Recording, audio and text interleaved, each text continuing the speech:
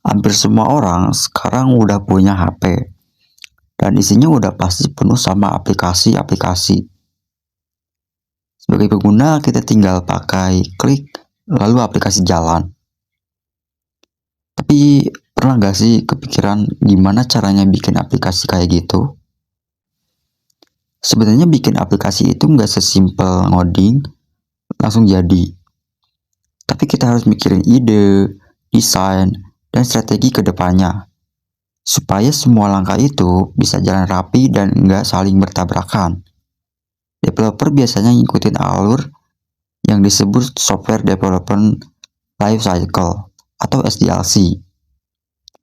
Nah, dari banyaknya model SDLC, salah satunya bakal dibahas di video ini. Halo, perkenalkan, nama saya Muhammad Firmansyah. Pada video ini, kita bakal bahas metode SDLC, Test Development.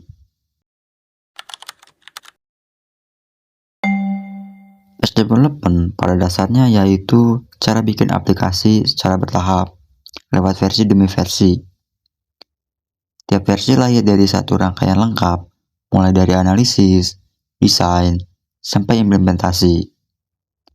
Nah, versi yang udah jadi, kemudian dijadiin fondasi buat ngembangin versi berikutnya. Dengan cara ini, aplikasi bisa terus berkembang seiring waktu tanpa harus nunggu semua fiturnya jadi di awal. Test development terbagi menjadi beberapa tahap. Pertama ada planning.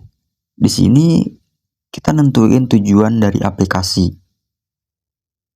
Terus ada fitur dasar yang mau dibangun, sama roadmap pengembangannya itu gimana. Setelah itu masuk ke analisis awal, semacam ngerinci kebutuhan dasar supaya lebih jelas arah pengembangan aplikasinya. Baru masuk ke analisis untuk versi pertama yang jadi awal dari siklus versi. Dari sini lanjut ke desain untuk merancang tampilan sama alur kerja aplikasi. Habis itu ke implementasi. Di sini aplikasi mulai dibangun beneran. Dari proses ini lahirlah sistem versi pertama yang biasanya berisi fitur inti dulu. Setelah versi pertama jadi, proses balik lagi ke analisis. Bedanya, sekarang analisisnya pakai masukan sama evaluasi dari versi sebelumnya. Habis itu, desain diperbarui, terus diimplementasiin lagi, dan lahirnya versi baru yang lebih lengkap. Dan siklus ini terus berulang untuk versi-versi berikutnya.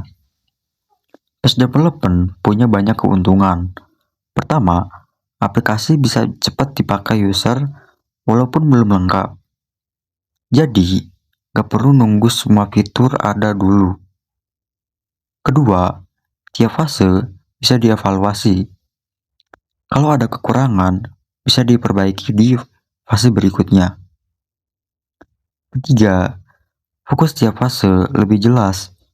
Developer bisa ngerjain target yang spesifik, bukan semua sekaligus. Kelemahannya, versi awal biasanya lebih minim fitur. Jadi user bisa merasa aplikasinya setengah jadi. Lalu kalau perencanaannya kurang rapi, fase berikutnya bisa berantakan. Selain itu, butuh koordinasi yang baik, karena tiap fase nyambung ke fase selanjutnya.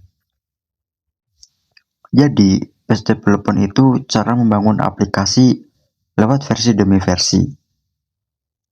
Tujuan utamanya bikin aplikasi berkembang secara bertahap, biar lebih cepat sampai ke tangan pengguna, tapi tetap terarah sesuai dengan roadmap.